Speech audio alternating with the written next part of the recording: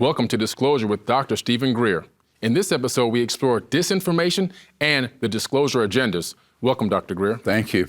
Great to be here with you. Very important topic today. Absolutely. Dr. Greer, since 2017, there's been a lot of mainstream media coverage about the UAPs. Can you lead us into that and what they're exactly trying to say and how come they're kind of trying to really put it off to the general public? Well, what's actually happening is that when Unacknowledged, our film, reached over 650 million people who'd seen it, there was a counterintelligence operation that released the Tic Tac footage. Now that footage, they authorized a controlled leak. It was not a leak. It was deliberate. That's a trial balloon. It's what you do in Washington. And that, of course, they were ordered to cover on the mainstream media. Remember what Attorney Daniel Sheehan said, that the only time you get coverage on something like this is when it's authorized by the CIA and people in the intelligence community in the mainstream media, not the fringe media. So once that went mainstream, we knew that they had pulled the trigger on the false flag disclosure.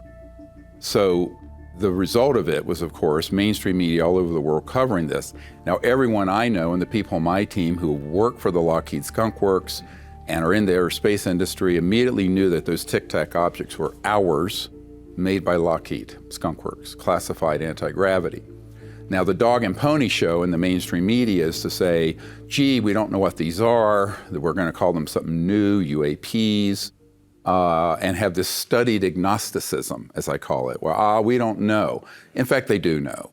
And so people with the Two Stars Academy, it was headed up by a band member named Tom DeLonge, but he got pulled in by members of the intelligence community and was fed all this disinformation. He was convinced the aliens were a threat.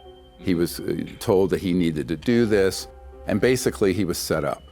And the result of it is that they were doing this to strike back across the narrative we were putting out by doing the expose of unacknowledged special access projects in the documentary Unacknowledged. So that's actually how that rolled out and why. Since then, of course, the silver lining is the subject has become okay to talk about because it's in the mainstream media all the time now. Yeah. And instead of it always just being poo-pooed and debunked. The problem with it is every single story about it has a bit of information, which say the Tic Tac or recently the triangles over our naval destroyers that Senator Reid recently said were Russian because we had said they were man-made, so he pivoted saying Russian. And they're actually from our classified unacknowledged special access projects from the high desert out in California and at other aerospace contractors. So the public is being deceived, and the Congress is, as have been presidents. So what's very important for people to understand is that if it's in the mainstream media, be very skeptical about the narrative and what they're actually putting out, because mostly what they're putting out are known craft that we have. Now, sitting and looking at this is, on one hand, it's gratifying to see it's being talked about seriously. On the other hand, it's very dangerous because what they're doing is putting out false information and misdirects, right, and attaching to each story, if you look at it carefully, it's a bit subliminal, that it's a national security threat. They'll use words like swarming our Navy destroyers. They'll use words like incursions into our nuclear facilities. It's all fear-based, warmongering terms. So now we're living through that false disclosure that the public thinks, oh, they're finally disclosing this. No, they're disclosing it in a way that suits their agenda to get more money. And with the media, just for the viewers, how are they being told, or who's telling them what to put out? It seems like when you look at the media, they're all coming with the same story. Well, that is coordinated. Now, as you know, when Daniel Sheehan did the Pentagon Papers, and he did also many other cases, Iran-Contra, some of the most important national security cases of the last 50 years. And he saw a document in Project Mockingbird and some others that listed, back in the 70s, 42 people who were on the payroll of the CIA who were dual agents working inside the media. So one of the problems is the general public thinks we have a free press. Well, to a point. But on something this important, that top secret memos I have state is the most sensitive issue in the history of the United States, exceeding the development of the hydrogen bomb. You're going to have all manner of corruption of what we're supposed to have a free press. And as I told you, Bob Schwartz, who was on the board of Time Life, told me flat out in the 90s, the media becomes scribes taking dictation at the right hand of the king, which are these powerful interests who want to maintain a certain narrative. So this is where one of the problems is that how do you get this information out if the mainstream media has been corrupted and is being directed in a certain area? Only cover things that are half-truths. That's what the media's doing. And always put this spin on it that it's a threat to our national security. Where does that lead? Right to what Wernher von Braun, who invented the rocket, said, that they will play this last card, and that last card will be an alien threat to unite the world around a militaristic global of response in space. And we're right at that inflection point. I mean, this is a really big thing that's happening right now. So basically, you're saying that these incursions in our airspace are not really a threat? Actually, the ones that are being man-made are a threat because they're the ones that would stage or hoax and pretend to be an alien threat. The actual ET events that we know of, for example, the people that we initially got to come forward, a dozen of them, about our nuclear facilities being surveilled by extraterrestrial vehicles, all of them have told me their sense was that the ETs were concerned that those weapon systems not only could destroy all life on Earth, but number two, when they go off, it actually causes this transdimensional pulse that damages transdimensional space-time, which is their superhighway of travel and communication. And that they didn't feel they were hostile, but they were trying to warn us of the danger, which is reasonable. So it seems like with these UAPs, which we know are really probably ours. Some are. Yeah, some of them. If they're going to stage a false flag attack, for example, it could be kind of like a Gulf of Tonkin incident where nobody can see what happens. There's all of a sudden there's a rumor that this thing now is attacked because they've set the stage that they can swarm us and they've been, doing flybys and all the fear is already there. And the public's been prompted little by little. It's sort of a brainwashing, slow brainwashing program. And then you have the other example of the Iraq War. I mean, Colin Powell's chief of staff, Secretary of State's chief of staff, went public and said, we found out we were being fed deliberately false intelligence by Dick Cheney, who's a member of this committee, about Iraq so that we would go into that war. And it was completely based on falsehoods. So it isn't as if there's no historical record or proof that this has been done. The big one is unfolding right now, and the only way to deter it and stop it is to expose the fraud. Some people are waiting for this Project Blue Beam hologram in the sky, but I think they've already set the stage, and all they have to do is just say it happened now because they've already built the fear up. Yes, and that started in the 1950s. So keep in mind that the disinformation and psychological preparation for this began in the 50s when they started using man-made UFOs and certain dressed up shorter guys and things with deformities to stage abductions and do other things. I know the tactical teams who were doing the animal mutilations, which were all portrayed as UFO equal alien events. This is all part of the psychological preparation for people, A, hating the aliens, or believing they're the good ones and the bad ones, and we're going to side with the good ones, and we're going to have a Star Wars battle in space. That's the narrative. It's embedded in human nature to believe it because we are fundamentally tribal. And if something's different from us, I mean, these are the roots of racism, right? Right. And misogyny and homophobia. If it's different from us, we have to fight it. Right. So we have to go to a higher state of consciousness to transcend those fracture lines, or we're going to hurl straight into quite a dangerous future. There seems to be a real concerted effort for disclosure and disinformation. How do we curtail this? We have to develop discernment. We've released a emergency documentary called The Cosmic Hoax that proves what the technologies are that we have. related to this, because one of the problems is in the UFO discussion, and particularly in the mainstream media, they always say it's a mystery and we don't know what it is. Senator John Warner's son is on the record saying, that's nonsense. We do know what they are. And his father was on this committee with George H.W. Bush. Senator John Warner's son is on the record saying that his grandfather, Paul Mellon, told him prior to his death that he was on a team with General Patton and Alan Dulles that went over to Germany and retrieved a disc that was not a ramjet, but it was an anti-gravity disc that they had not perfected, and brought it back to America with the top scientists to work on it. So with that being said, how do we really navigate these murky waters of the information and disinformation? Honestly, if it's at this point, and I will notify the public if this changes, if it's in the mainstream media, it is some version of a spin and disinformation, unfortunately. I mean, just bottom line it.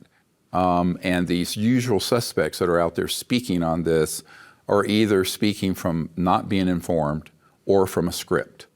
Now, and so I think that the reason I left my medical career and did the Disclosure Project was to put together the knowledge of the details of who, what, where, how.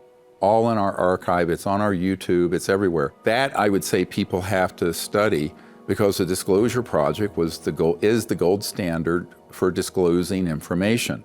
And if you're looking to the mainstream media to get educated on this, or worse, the UFO subculture, you're going to be in the wilderness forever. You have to question whenever there's a threat narrative attached, you know that's disinformation, and the objects they show so far through these leaks have all been man-made. That makes sense what you're saying, because even like during that disclosure that you did when you had all the military officers coming forward, the former military, and talking about the UFOs showing up at the missile silos and deactivating the nukes. They didn't activate them and launch them, they did, right. But nobody ever talks about that. Mm-hmm. And the man who was in the silo, one of them said, the message he got was that, please don't blow up this beautiful planet. But if you do launch these, we can intervene to minimize it. That was the message he got. Meanwhile, fast forward a couple years, and those same witnesses are repackaged into this alien invasion and incursion into our readiness for nuclear missiles. So it all gets the same set of facts, two diametrically opposite assessments.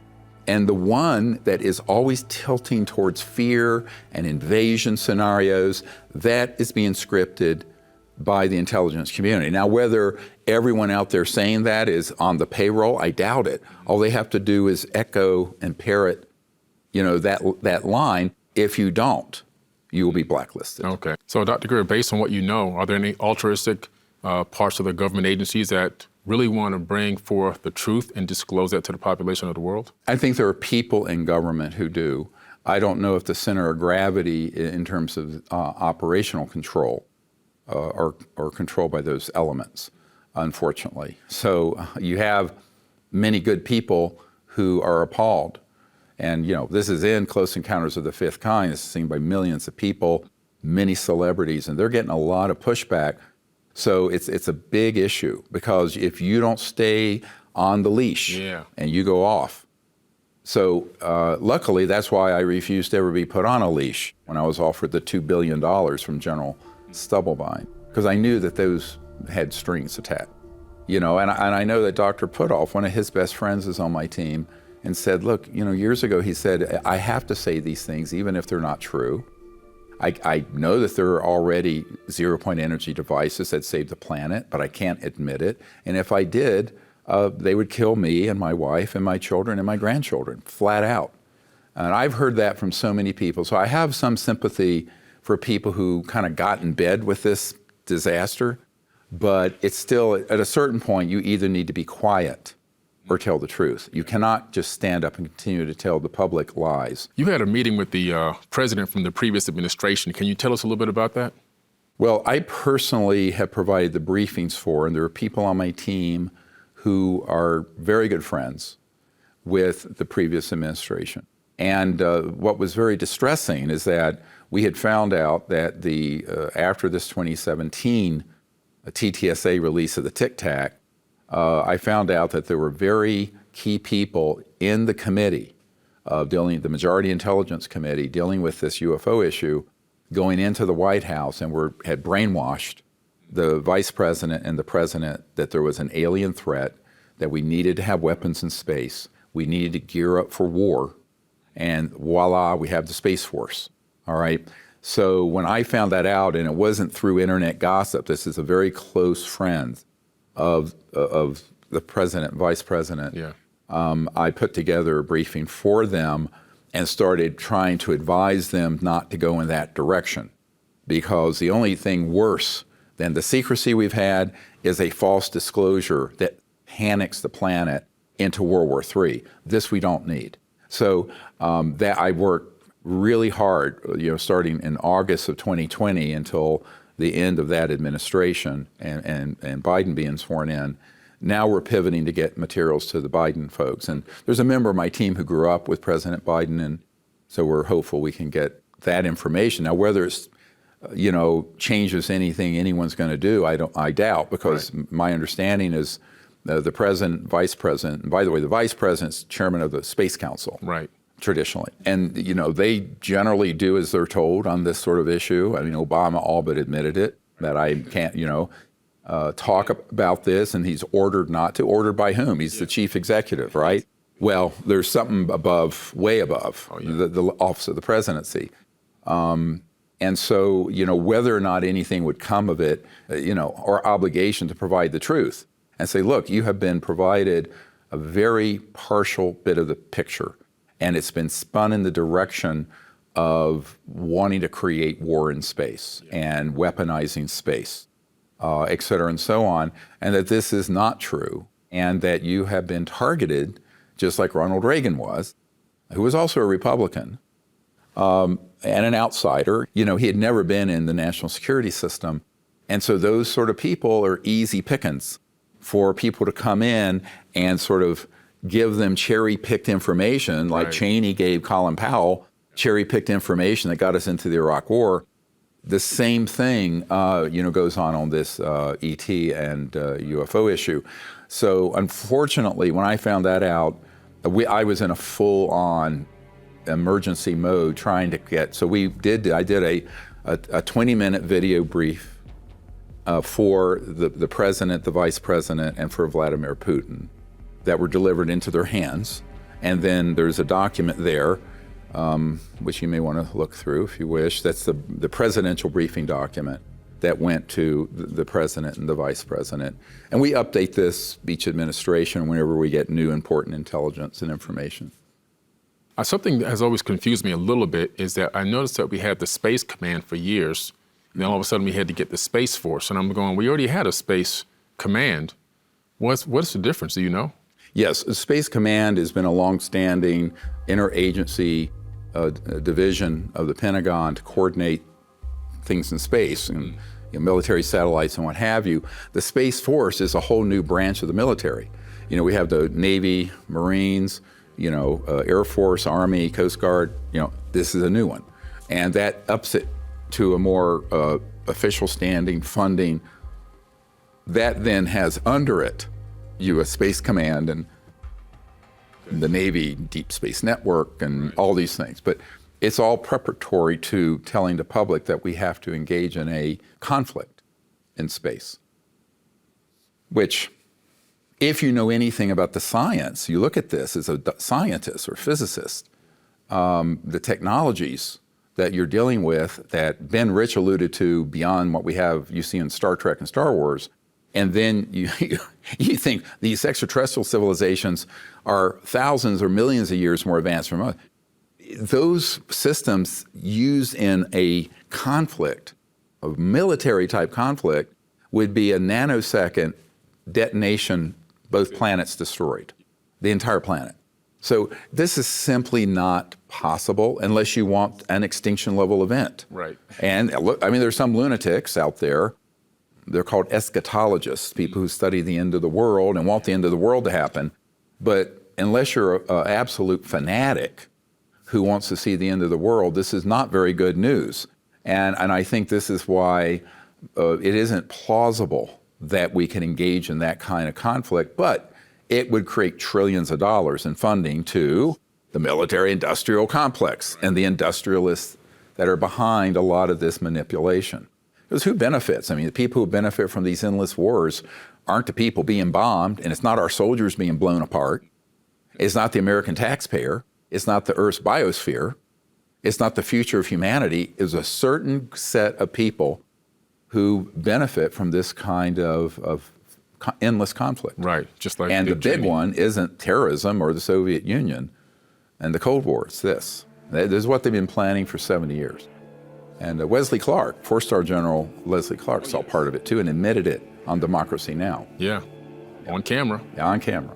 And for every general like Wesley Clark, I've spoken to 10 people like Carol Rosin when she was an aerospace executive who had seen it. Wow. So the public needs to understand that's the kind of manipulation happening. And we just see, it's like the WHO said, we won't be fooled again. Right. After Vietnam. Well, we have been fooled. It's time for us to not be fooled again. And we have to rise up as a people and say, we're not going to be deceived. We want the truth. We want peace on this planet. And we want peace in space. We need to keep the weapons out of space. So, Dr. Greer, is the ET contact strictly in the hands of the military-industrial complex, or can there be everyday people doing it?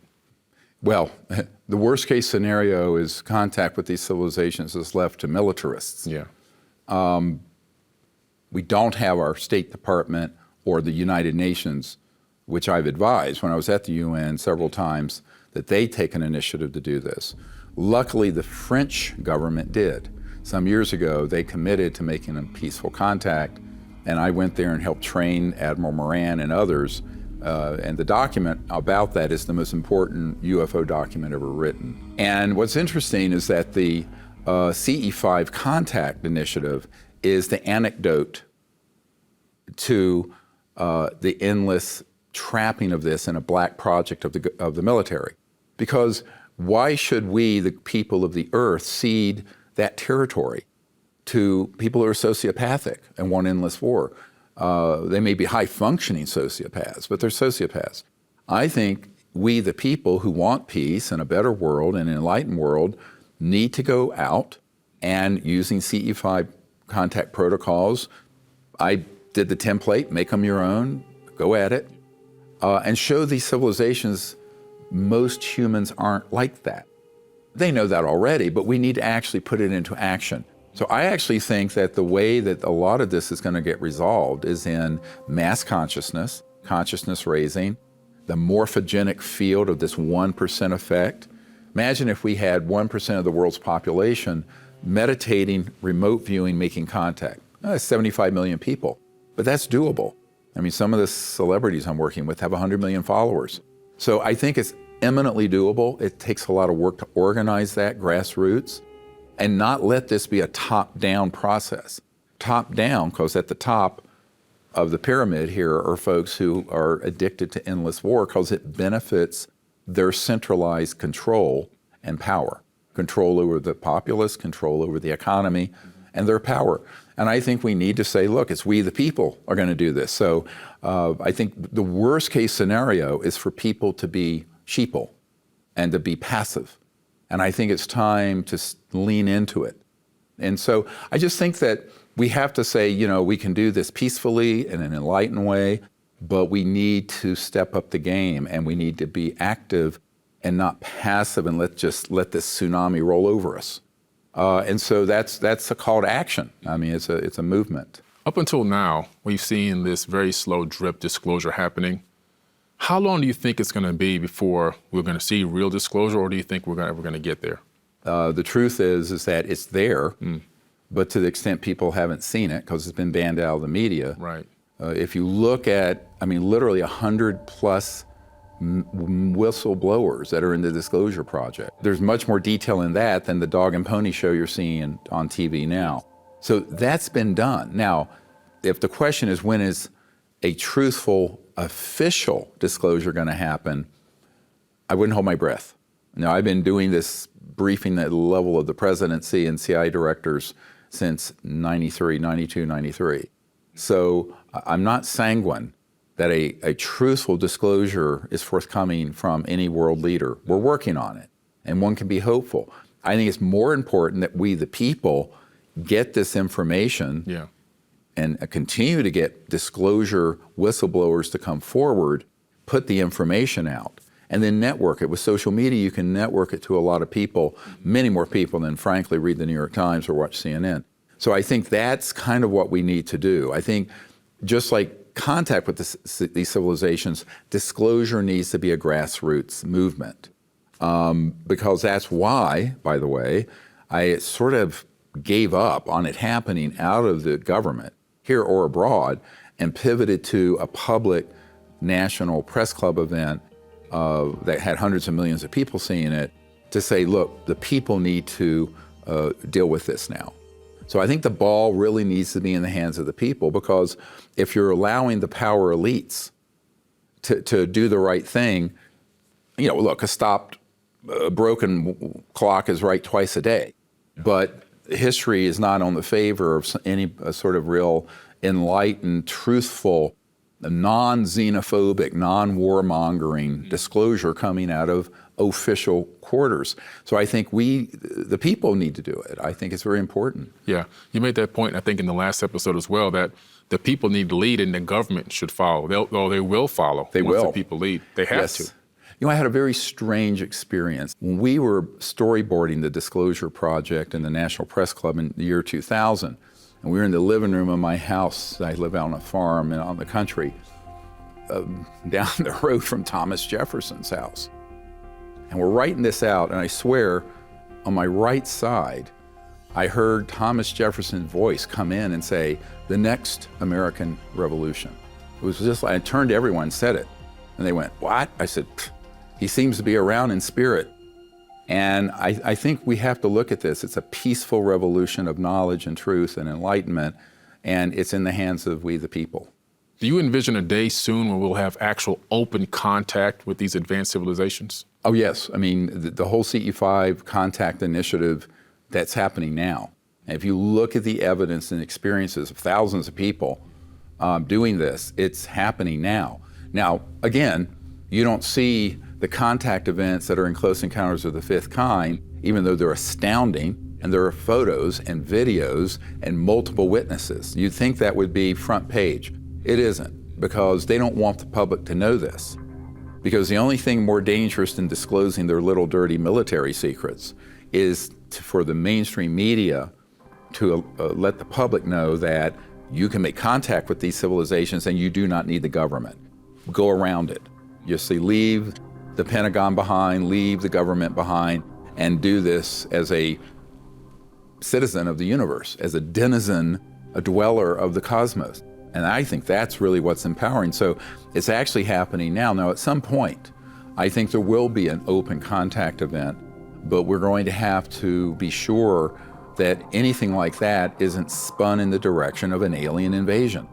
And that's one of the real problems, because, again, like the nuclear cases, you can take the same event and spin it in a direction that galvanizes fear.